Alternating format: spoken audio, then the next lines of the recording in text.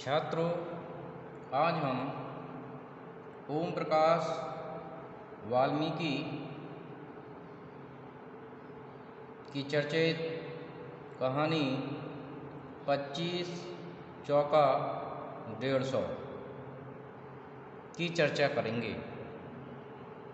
इस पर ये महत्वपूर्ण प्रश्न है कि 25 चौका 150 कहानी का सारांश बताइए। हिंदी दलित साहित्य में ओम प्रकाश वाल्मीकि का मूर्धन्य स्थान है।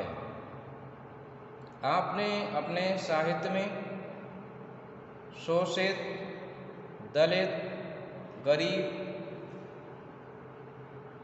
मजदूर आदि की पीड़ा को अभिव्यक्ति प्रदान की है।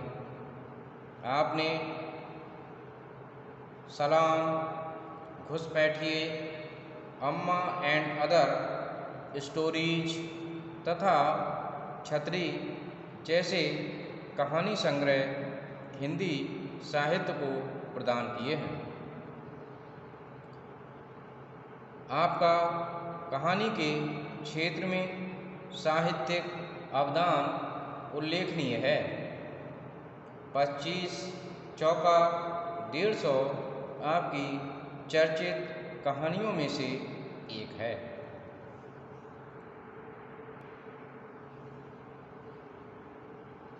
इस कहानी में यह बताने का प्रयास किया गया है कि किस प्रकार सूदखोर महाजन अशिक्षित दलितों का शोषण करते हैं। इस कहानी में सुदीप के पिताजी निरक्षर हैं। चौधरी साहब इस बात का फ़ायदा उठाकर उनसे अधिक रुपए ऐंठ लेते हैं। इसके साथ ही सुदीप के पिताजी पर एहसान भी जता देते हैं। इस कहानी के सारांश को हम निम्नलिखित बिंदुओं के आधार पर समझ सकते हैं।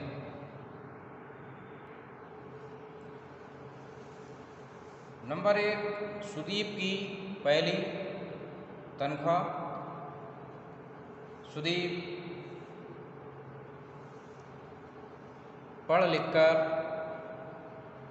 नौकरी के लिए प्रयास करता है और उसे एक नौकरी मिल भी जाती है। क्योंकि नौकरी अभी जल्दी में ही लगी थी, इसलिए उसमें छुट्टी मिल पाना बहुत ही आसान नहीं था। इसलिए सुदीप ने रविवार में भी कार्य किया। इसके एवज में सुदीप के लिए 2 दिन की छुट्टी मंजूर हो गई। जब उसको तनख्वाह मिली तो वह लेकर अपने गांव की ओर बस से रवाना हो जाता है। यह कहानी फ्लैशबैक शैली या पूर्वदीप शैली में लिखी गई कहानी है। उस बस में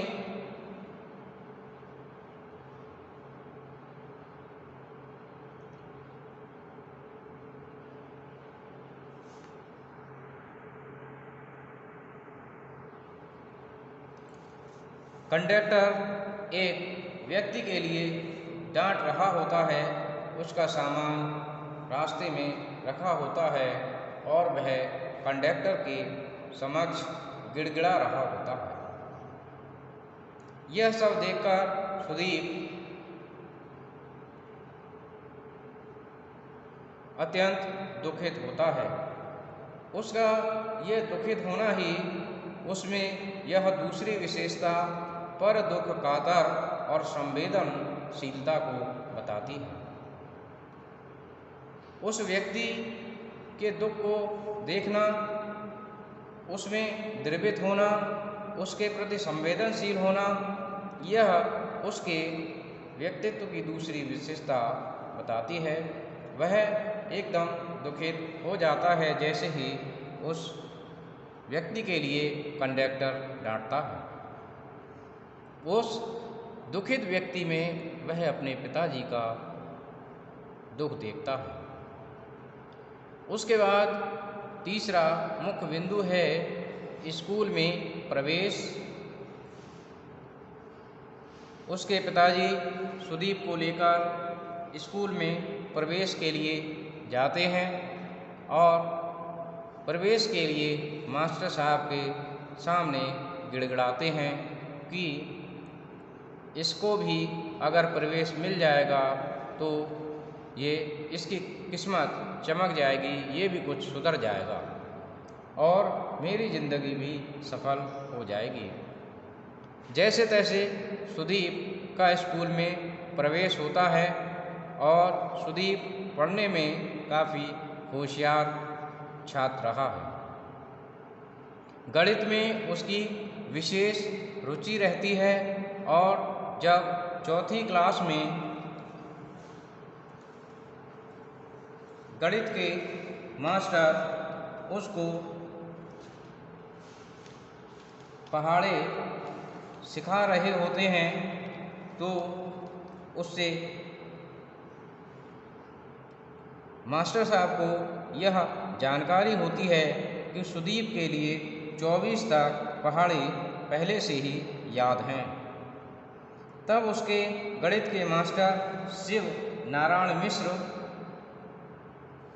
सुदीप के लिए 25 का पहाड़ा याद करने के लिए कहते हैं और अन्य बच्चों के लिए 15 का पहाड़ा याद करने के लिए कहती हैं।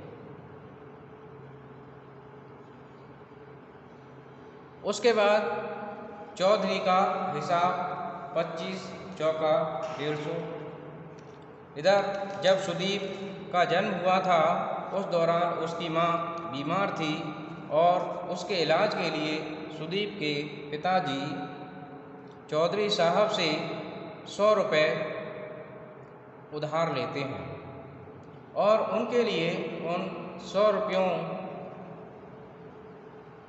से 25 रुपये प्रति माह ब्याज उनको देना होता है। उसके पिताजी जब हिसाब करने जाते हैं तो चौधरी साहब उनको बताते हैं कि हमने तुम्हें 100 रुपये दिए थे और 4 महीने हो गए और 25 रुपये प्रति माह के हिसाब से तुम्हें रुपए ब्याज के देने हैं, मूल अलग। इस लिहाज से चौधरी साहब सुदीप के पिताजी के लिए ब्याज के 150 रुपये 4 महीने के बताते हैं और यह भी कहते हैं कि तुम तो अपने आदमी हो इसलिए कुछ कम दे जाओ।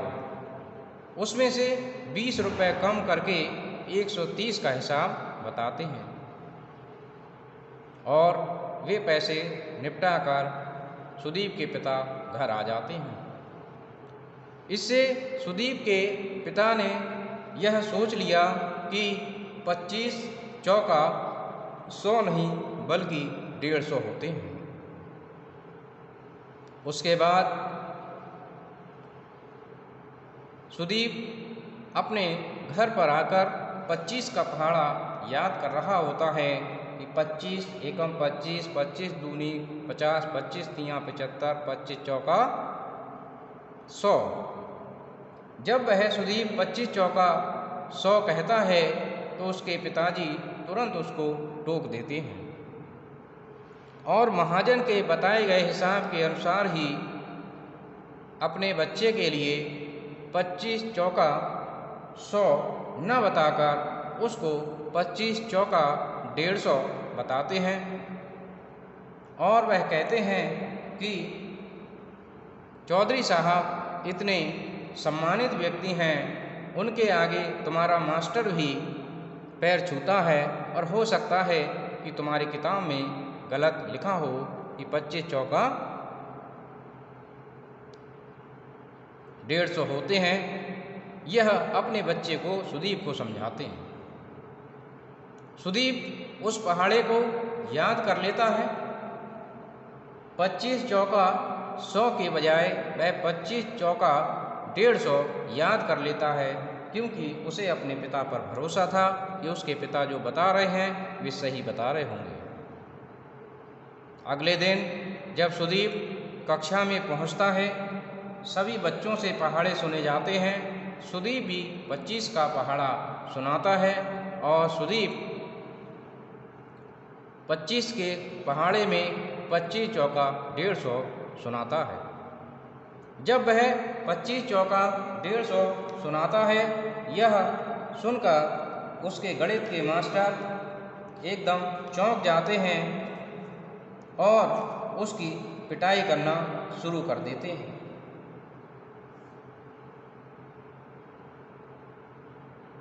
और उससे कहते हैं, अबे चूहड़ी के 25 चौका 150 नहीं 100 होते हैं। फिर पीटते हैं और कहते हैं, अबे चूहड़ी के बोलता क्यों नहीं है, भूल गया क्या?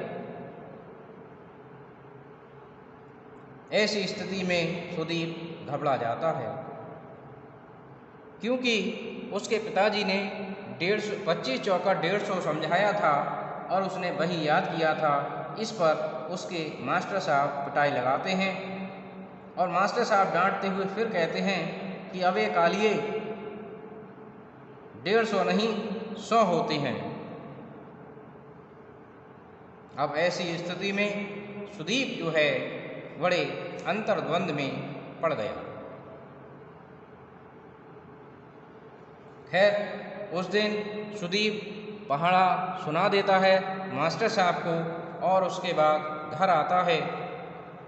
घर आने के बाद में उसके मन में अंतर्द्वंद चलता रहता है कि 25 चौका 100 होते हैं या 25 चौका 150 होते हैं, क्योंकि उसे लगता है कि उसके पिताजी कभी भी उसे गलत शिक्षा नहीं देंगे। दूसरी तरफ उसे लगता है कि उसके मास्टर साहब भी उसे गलत नहीं पढ़ाएंगे। ये अंतर्द्वंद उसके मन में चलता रहता है और ये अंतर्द्वंद सुदीप के मन में उस समय भी चल रहा होता है जब सुदीप अपनी पहली तनख्वाह लेकर छुट्टी लेकर बस के द्वारा अपने घर को आ रहा होता है। और अचानक बस में ब्रेक लगता है, झटका लगता है।